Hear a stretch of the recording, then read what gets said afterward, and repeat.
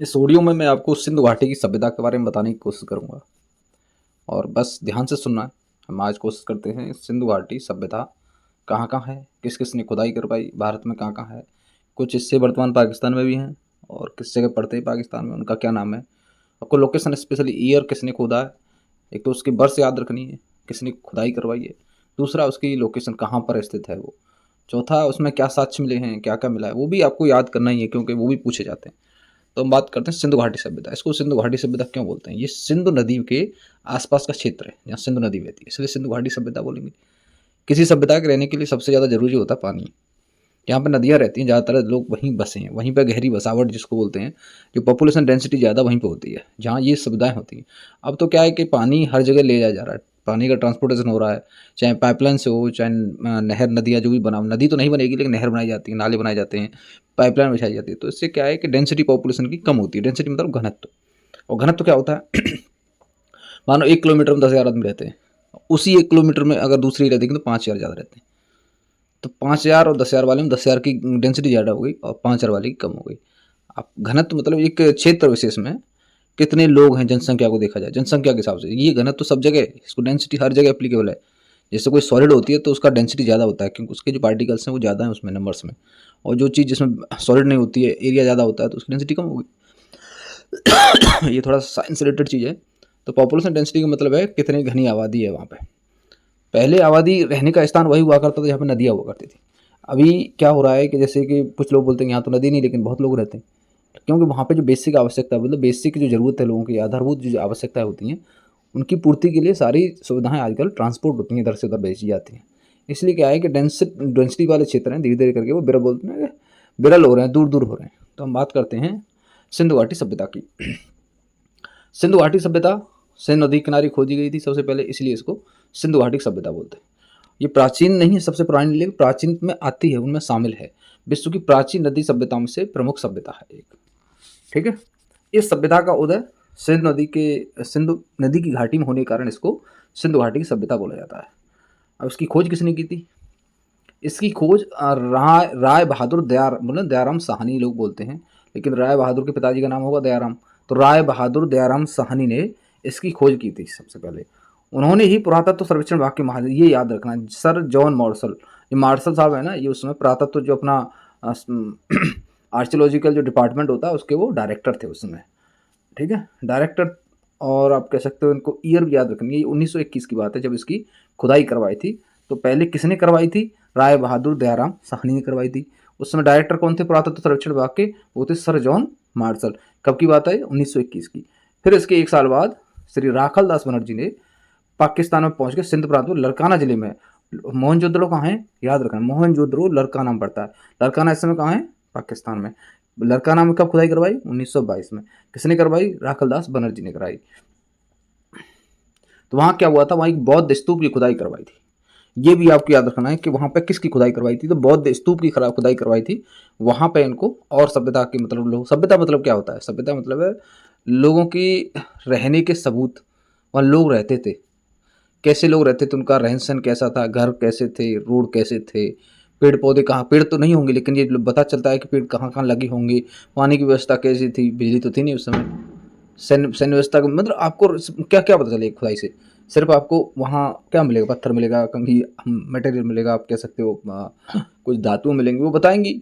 खान पीन की कुछ चीज़ें मिल जाती हैं, कैसे रहते थे, आपकी संस्कृति के बारे में पता चल जाएगा। ठीक है। तो आपको इसमें 2 साल याद रखने, 1921 1922। 1922 में राखालदास बनर्जी ने खुदवाए, लरकाना जिले में खुदवाई, पाकिस्तान के मोहनजोदड़ो में पड़ता है ये भी। ठीक है, बौद्ध स्तूप की खुदाई करवाई थी। सभ्यता का विस्तार कहाँ कहाँ तक है? अब इस समय ये पाकिस्तान और भारत के पंजाब में है, सिंध में है, बलूचिस्तान में भी है, गुजरात में भी है, राजस्थान में भी है, हरियाणा भी है, पश्चिम उत्तर प्रदेश में भी है, जम्मू कश्मीर के कुछ भागों में भी है। इस सभ्यता का फैलाव उत्तर में जम्मू के मांदा से लेकर दक्षिण में नर्मदा के मोहाने भगत राव तक, पश्चिम में मकरान समुद्र तट पर, और सुत कांगेडोर से लेकर पूर्व में पश्चिम उत्तर प्रदेश मेरठ तक है।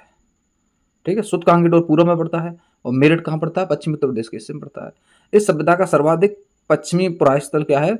सुत कांगनेडोर। तो आपको याद रखना, सिंधु घाटी सभ्यता का सर्वाधिक पश्चिमी पुरास्थल है सुत कांगेडोर। पूर्वी पुरास्थल है आलमगीर। आलमगीर कहाँ है? आलमगीर है मेरठ में। उत्तरी पराय स्थल मांडा है। मांडा कहाँ है? जम्मू कश्मीर में। दक्षिणी पराय स्थल दायमाबाद है। दायमाबाद कहाँ है? महाराष्ट्र में। ठीक है, आपको इनकी लोकेशन याद करनी है।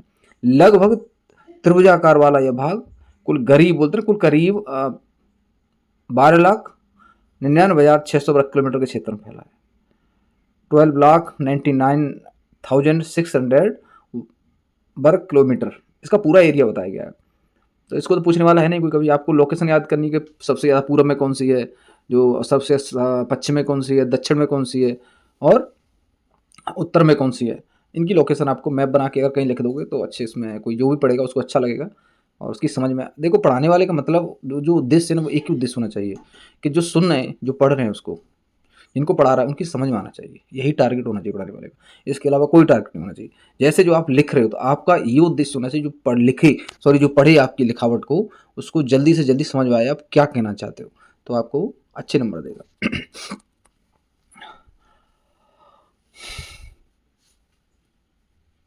इसमें लिखा हुआ है सिंधु सभ्यता का विस्तार पूर्व से पश्चिम तक 1600 किलोमीटर तथा उत्तर से दक्षिण तक 1400 किलोमीटर था। इस सिंधु सभ्यता इसके समकालीन मिस्र या सुमेरियन सभ्यता, तो आप मिस्र की सभ्यता को क्या बोलते हैं? सुमेरियन सभ्यता, ये भी याद रखना है, से अधिक बोलते हैं विस्तृत क्षेत्र में फैली है। ये उससे ज़्यादा एरिया है उसका। जो सुमेरियन सभ्यता है, जो मिस्र की सभ्यता है, सिंधु सभ्यता का क्षेत्रफल उससे बहुत ज़्यादा है। अब इसके मुख्य मतलब स्थल कहाँ का है? मुख्य आप कह सकते हो कि कहाँ कहाँ ये मिली है। हड़प्पा हड़प्पा दिखा रहा 6000 से 2600 ईसा पूर्व की एक सुव्यवस्थित नगरीय सभ्यता। पहला क्वेश्चन यहाँ आता है कि सिंधु सभ्यता के जो हड़प्पा सभ्यता है वो एक नगरीय सभ्यता है। मतलब नगरीय सभ्यता समझ रहे हो, जहाँ पे लोग नगर की तरह रहते हैं, एक सिटी की तरह रह रहे हैं।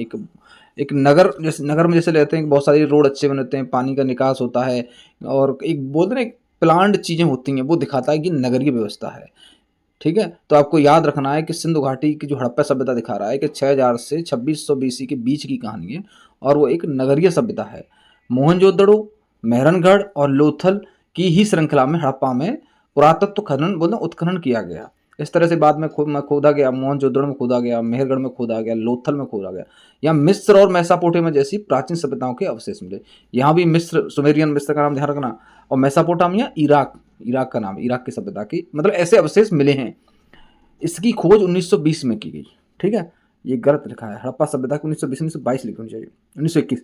वर्तमान में यह पाकिस्तान के पंजाब प्रांत में स्थित। तो आपको याद रखें हड़प्पा इस समय कहाँ है?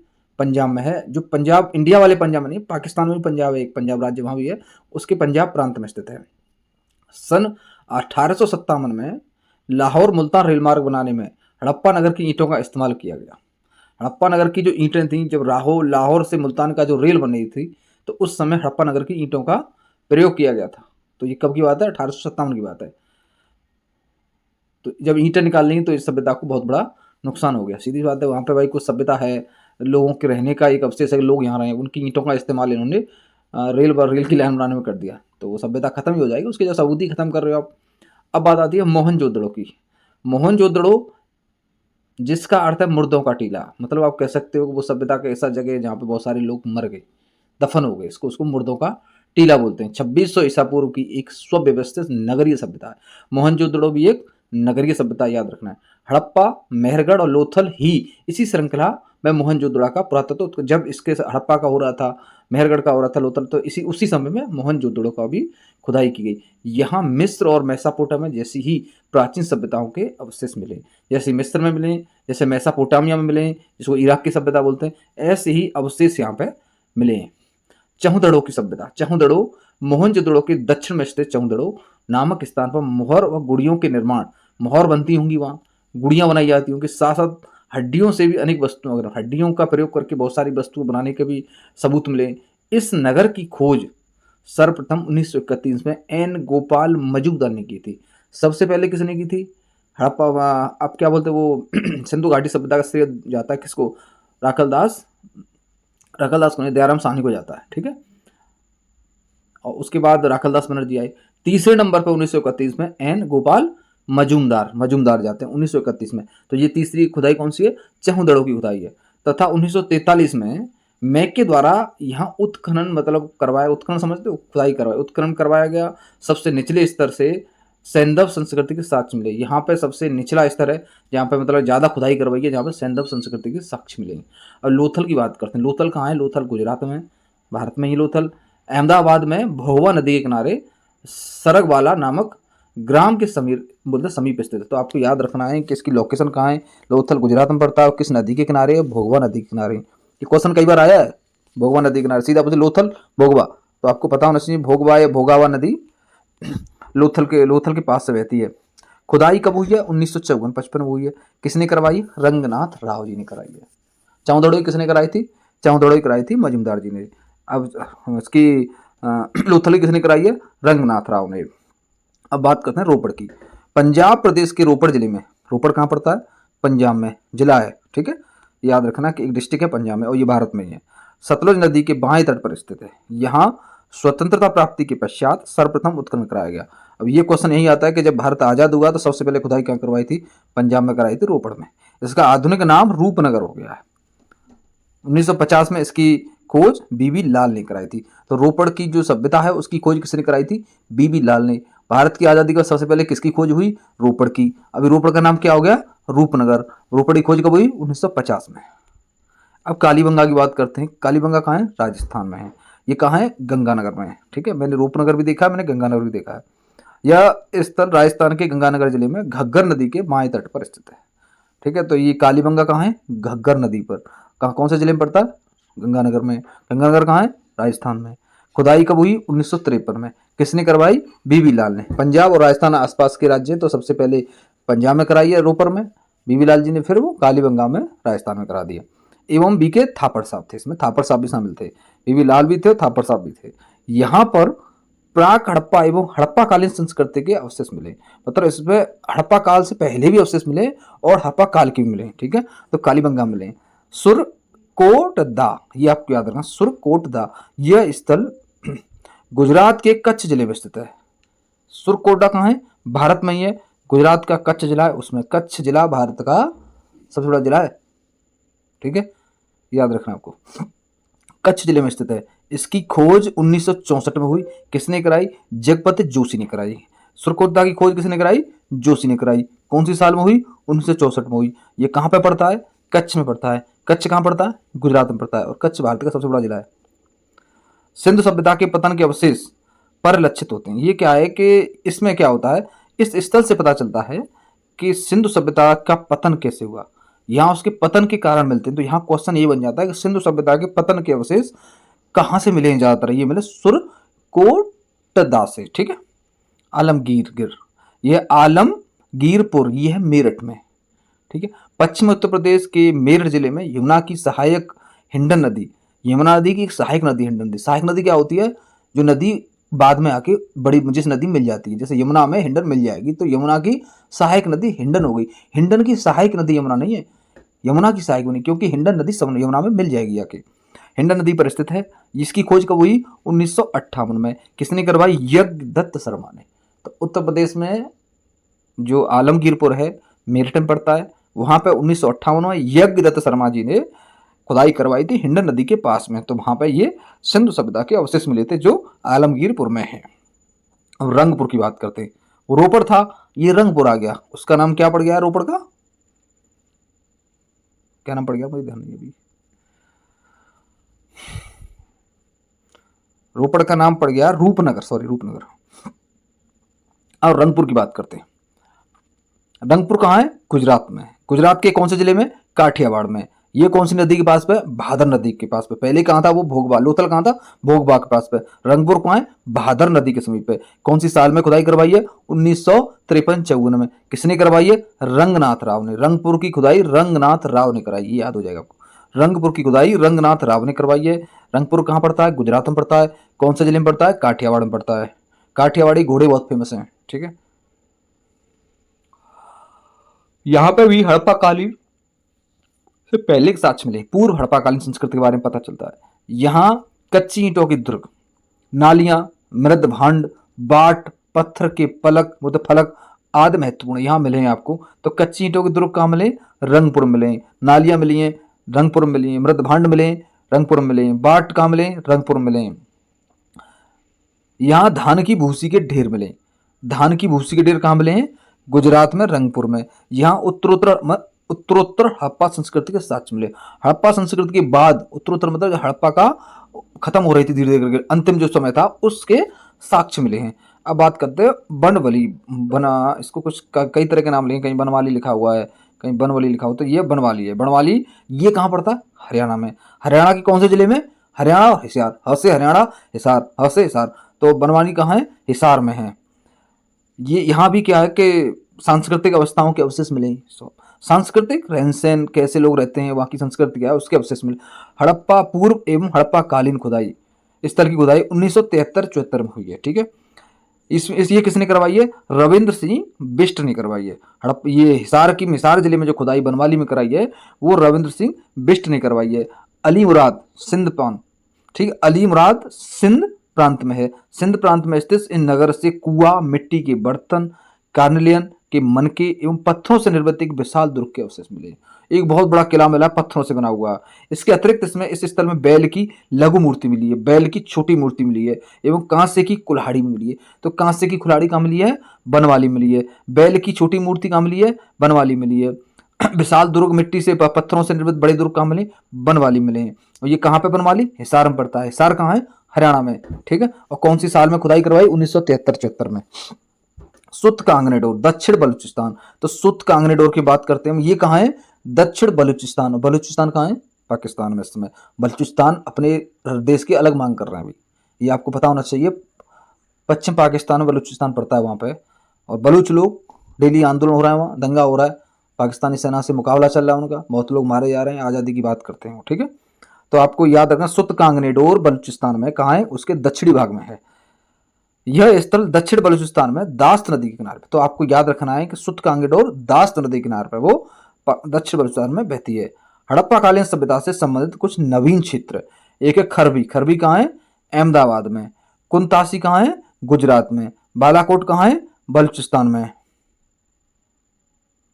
अल्लादीनो ये अरब महासागर में है। भगवानपुरा कहाँ है? हरियाणा में। देसलपुर कहाँ है? गुजरात में। रोजदी कहाँ है? गुजरात में। अब बात करते हैं इसमें नगर योजना की। तो नगर योजना कैसे बनाएंगे? नगर बनाने के लिए कौन कौन सी चीज देखनी पड़ती है? आजकल तो बिजली आ गई सब में। कोई भी नगर बनाने के लिए सबसे पहले देखना पड़ता है वाटर का जो सीवेज व्यवस्था है वो कैसी, नालियां कैसी हैं। दूसरी, शहर बोलते घरों के बीच में कितनी दूरियां होंगी। तीसरी देखेंगे रोडों की चौड़ाई कितनी होगी। चौथी देखेंगे कहाँ कहाँ वो टर्न करेंगे, मुड़ेंगे, कैसे कैसे उनके चौराहे बनाए जाएंगे। ये नगर निर्माण की बहुत सारी व्यवस्था होती है। पार्क कहाँ होंगे, लोगों के बैठने के लिए कहाँ होंगे, बोलते हैं एक सामूहिक क्षेत्र होगा जहाँ पे खेलने क्रीड़ा स्थल कहाँ होंगे, पार्क कैसे होंगे, रोड चौड़े कितने होंगे, और नालियाँ कैसी होंगी। ये सारी चीज़ें नगर बोलते हैं कि नगर जब बनाते हैं प्लानिंग तो सारी चीज़ें आती हैं उसमें। टाउन प्लानर की भर्ती भी होती है, बहुत सारी ये अफसर भी होते हैं। अब इसमें क्या लिखा? इस सभ्यता की सबसे विशेष बात थी यहाँ की विकसित नगर निर्माण योजना। यहाँ विकसित मतलब डेवलप्ड है, वो विकासशील नहीं है कि अभी विकास चल रहा हो, पूरी तरह से डेवलप्ड एक नगर कैसे बनाई, प्लान्ड तरीके से उन्होंने नगर बनाया, वो उसकी एक पहचान है। इस सभ्यता के महत्वपूर्ण स्थलों के नगर निर्माण में समरूपता मिलती है, मतलब जितने भी नगर बने हुए हैं वो एक जैसे बने हुए हैं, तभी इसको सिंधु घाटी की सभ्यता माना गया, क्योंकि इनमें कहीं ना कहीं समानता है, नगर निर्माण समानता पाई गई है, इसलिए इसको सारे साक्ष्यों को मिला के एक ही सभ्यता के पास रख दिया है, सबको जोड़ दिया गया है।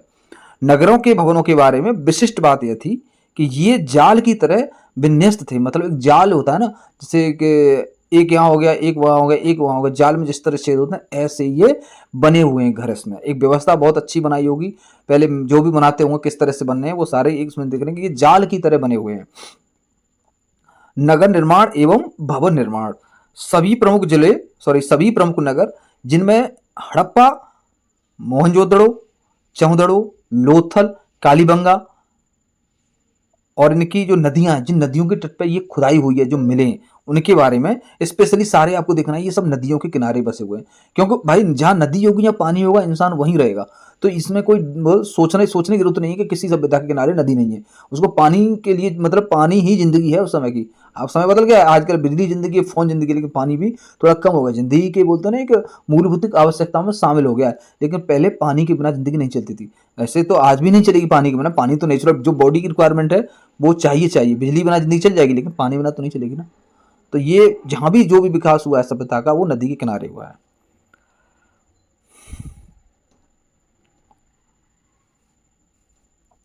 प्रत्येक नगर के चारों ओर क्या है, परकोटा दीवार का निर्माण कराया था। जितने भी नगर थे वो चारों तरफ परकोटा एक दीवार बनाई गई थी, वो नगर की सिक्योरिटी के पर्पज से बनाई होगी।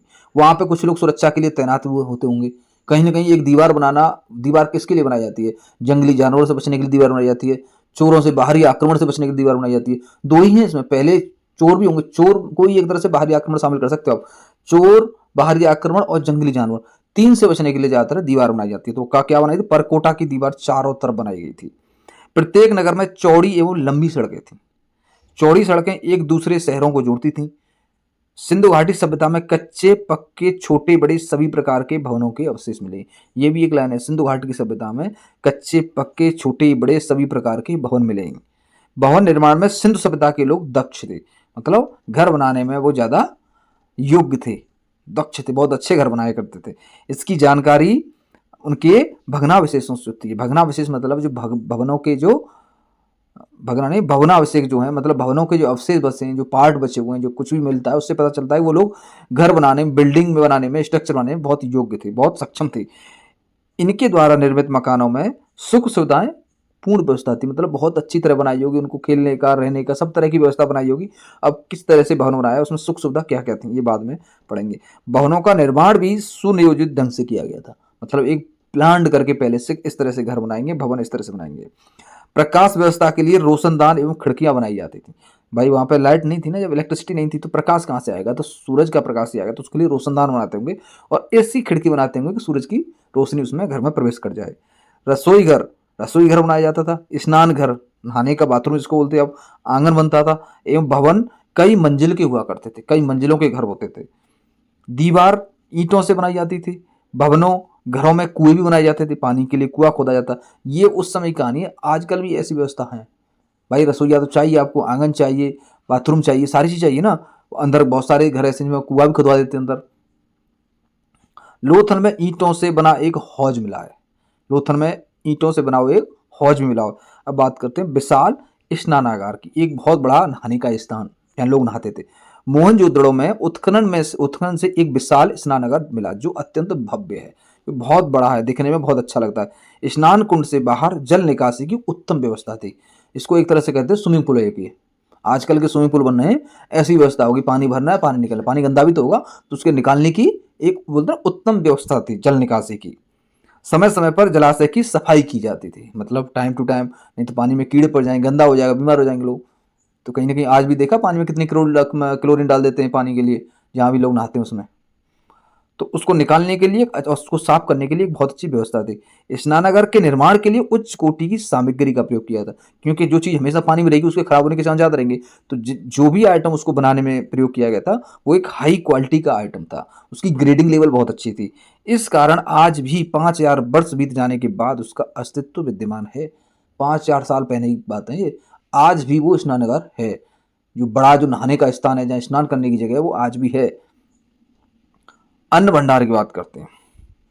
हड़प्पा नगर के उत्खनन में यहाँ किले के राजमार्ग में राजमार्ग में दोनों ओर 6-6 पंक्तियों वाले अन्न भंडारों के अवशेष मिले। 6 पंक्तियों के मतलब 6 पंक्ति इधर 6 पंक्ति इधर। अन्न भंडार मतलब समझते हो खाने के सामान रखने के लिए, जिसको बोल सकते हो गेहूं भरे होंगे, चावल भरे होंगे, जो भी भरा होगा उस समय जो लोग खाते थे, उसके भंडार करने के लिए कुछ बिल्डिंग्स बनाई होंगी, कुछ व्यवस्था की गई, उसको अन्न भंडार का नाम दिया गया। और कितनी पंक्तियों में? 6-6 पंक्तियों में बने। अन्न भंडार की लंबाई 18 मीटर व चौड़ाई 7 मीटर थी। 18 मीटर बहुत लंबा होता है, ठीक है, और 7 मीटर चौड़ाई काफी छोटी नहीं है, काफी मीटर लंबाई चौड़ाई होगी इसकी। इसका मुख्य द्वार नदी की ओर खुलता था, मतलब ये इसका मतलब नदी की तरफ बने हुए। इनका जो मेन गेट था वो नदी की तरफ खुलता था। ऐसा लगता था कि जल मार्ग से अन्न लाकर यहाँ एकत्रित किया जाता। ये बिल्कुल सही कह रहे हैं, जैसे पानी के तो नाव के थ्रू आते होंगे, जब लोग अन्न लेके आते होंगे तो वहां उसको नजदीक रखते होंगे, उस नदी के पास रहता हो तो उसमें स्टोर करने में इजी रहता होगा।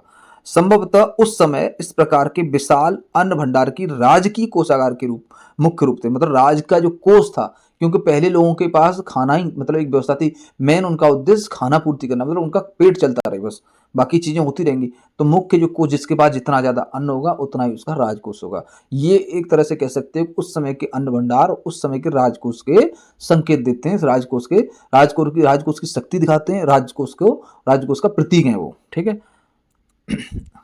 इस वीडियो में इतना ही बहुत है, बाद में।